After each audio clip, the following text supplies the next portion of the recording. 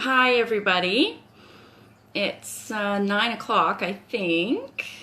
Let me see. Yeah, 9 o'clock. So we're going to get started with our question and answer time for Friday. It's one of my favorite times of the week. And we'll just wait a minute and see who comes in here to see if we have any friends come and visit us. My favorite cup, have I showed you this yet? This is what happens between coffee and wine. Okay, so a little bit about me. My name is Cathy Tibbles. I've been in the WordPress field for the last 9 years. And the last 7 or 8, I've been working with, founding WordPress Barista under a different name before, but same company, same me. Now I have a small team that helps me be able to answer your questions and get to support tickets and stuff like that a little faster. We're very small and we like to be personal with our clients. So today is our question and answer Friday. Every Friday I'll be here at 9 o'clock in the morning, my time. And I love to get your questions so I can answer them. Today, we're going to talk about the difference between newsletters and feeds. So this is one that people get confused on quite a bit. And, oh, you know what? At the end, I will show you my cute little setup here that I promised to last week and haven't exactly done yet. So if you're here, leave me a comment, say hello, I'd love to see you, and leave your name so I know who's here. So we have 2 different emails that happen a lot of times on websites. And one, okay, a little background piece of information. In WordPress and in a lot of sites, there's something called really simple syndication, I believe. It's RSS. And that is more of a machine readable document. So it takes all of this pretty stuff that you put on your website, all your posts and pictures and all of that, and it puts it into this document that is fetched and read by machines.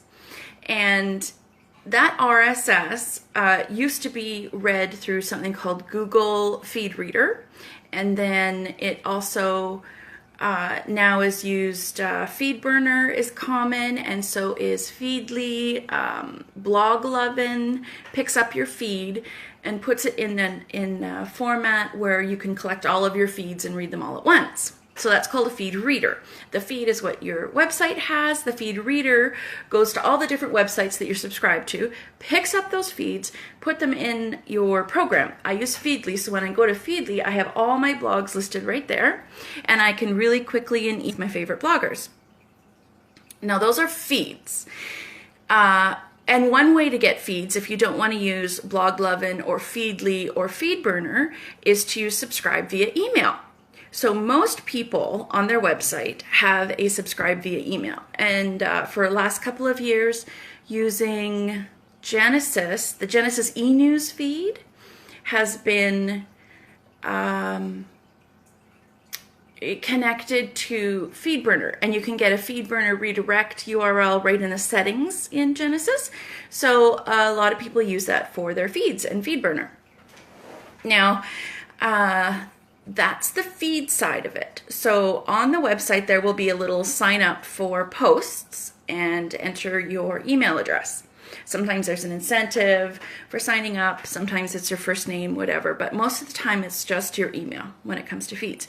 So now the other thing that I've been talking about for the last 4 or 5 weeks on the blog is email marketing. Email marketing is a whole nother ballgame that is becoming so popular it almost seems like a fad, but it's really not a fad. Email marketing is the way to have a list that you can connect with. These are the people who have said, I'm really interested and I kind of like to see what you do next. Keep in touch with me, let me know what's happening. So that list are your warm leads. Like, it's really, really important to catch those emails and keep in touch with them, and keep in touch with them on a personal level. Whatever happens on your blog is open to the public usually. So when someone gives you the email address, you send them something more personal. Send them a note that says, hey, you know, this week this happened, da da da. And you might still send the posts on it, but it should always include that personal note at the beginning. And that's your newsletter. Now, the newsletter is done through MailChimp, ConvertKit, Constant Contact, Aweber, all of those email marketing programs. One other thing is you have to use an email marketing program. You can't do it from Gmail. You can't wing it, because if you do start sending hundreds of emails, or even less than 100 emails in a day, or real quickly, like if you use the BCC field, the blind copy field, and just put a bunch of emails in there, your email address that sends those will get flagged as a spammer. And there's lists on the internet of spammers, and then every time you try to have, I'm live, go back. And so my kids are home today from school. Every time, what was I saying? Every time you cannot use your regular program, because you will get flagged as a spammer, and then all of your emails, whether they have BCCs or not, are going to get put into a spam folder or just trashed right away. So don't do that. Use something like MailChimp or Constant Contact, something like that. Now, those forms look a lot like your feed forms when you put them on a website. So your MailChimp form is going to have the same thing. Put your email here. Sometimes there's an incentive. Sometimes there's a first and last name or an address or whatever.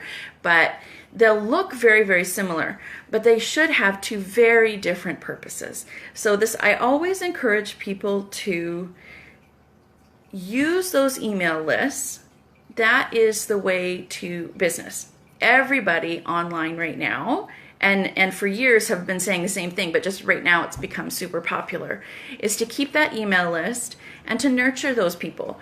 The way to stay top of mind is so that you need to stay top of mind, so people, when they're looking for the service or the information that you have, they know where to go for it.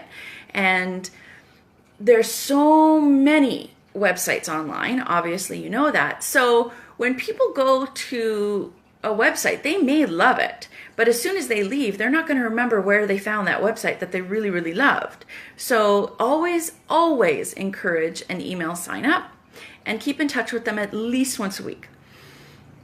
If you want to send them a list of posts or a list of titles of posts or excerpts of posts, that's fine too. And usually you can attach those onto your email newsletters. But it's not a strict feed. It's a newsletter where you just attach the posts on the bottom. So it's kind of this is your hybrid. I talked about it this week on the blog because it's really important to understand the difference, so that you're not just sending out feed posts to people. You want to be sending out newsletters. It's a personal communication between you and those people who are interested in what you offer. And it's a great way to develop that relationship. Now that we're online, nobody likes to be sold to. We don't want somebody coming to our door at dinner time when they know we're going to be home. We don't like telemarketers coming to us. Like, if I want something, I know how to find what I want. I know how to research what I want. Like, consumers nowadays have far more choices. We don't need the one vacuum person or the one encyclopedia sales guy coming around anymore, because we have tons of choices, and we can get educated so much faster. We used to have to go to the store and talk to the sales guy just to figure out what we needed. Well, now we don't have to do that. We all are much more educated as a consumer, so we don't need the sales guy. Not very often do I use a salesperson. What I need is somebody who's available when I'm ready to buy it for the price I'm ready to buy it for. And so that's our job. Our job isn't to go and sell ourselves. Our job is to be there in front of the right people when they're ready to buy with the right product at the right price. And so how you do that is really knowing your people and really developing those relationships. So you're the one they trust. You're the authority. You have what they need. And when they're ready to buy on their time, they know who to go to. And they haven't forgotten about you because you've been keeping in touch with them and you've been furthering this relationship by proving your worth and proving your authority and helping them. Being helpful and providing information that's valuable.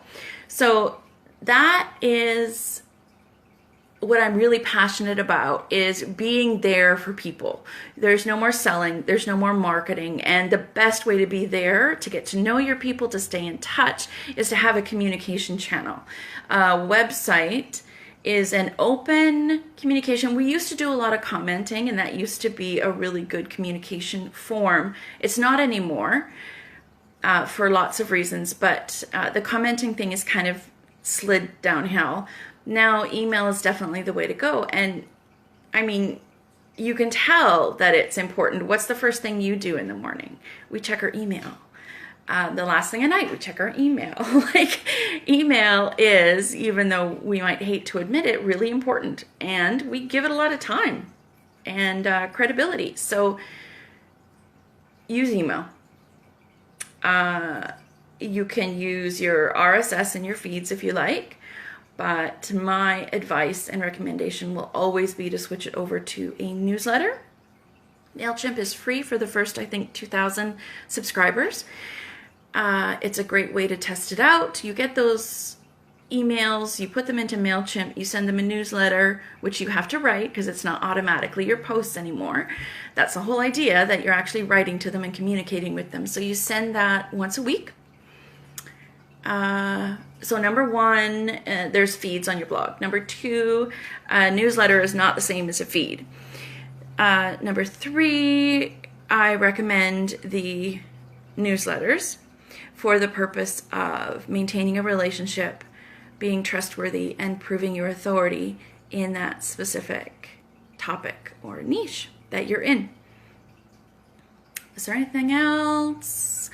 There's no other questions here. So if you're watching this in a replay, you can email me questions at Cathy@wpbarista.com, or leave a question on the blog that I posted this week on newsletters versus your feeds, if you'd like help determining, if you don't know which one is on your blog or your website. There is a way, sort of tricky, but you could probably figure it out, how to determine if you have a RSS sign up or a newsletter sign up. And then we can also answer some questions and help you switch it out to the one that you'd like it to be. Okay. The last thing is, I'm going to show you my setup because it doesn't have to be technical. Don't have to spend any money because I haven't. I'm just going to turn the phone around so you can see what I'm doing. I think that was supposed to do it. No? Okay. Here. Okay. So this is my little, I'm at the kitchen table. And I have a bucket that's super technical. And I put my phone in front of the candle because it's heavy so it doesn't move back and forth. And then I put this in here to keep it in place. Ta-da! So see, there's your candle. So it really doesn't have to be super technical. Anyway, that's what I do for my live broadcasting. It was kind of anticlimactic. But there you go. Leave a comment. I can't wait to hear from you, and I will see you next week. Okay. Wait. I need to... Okay. Bye. Have a good weekend.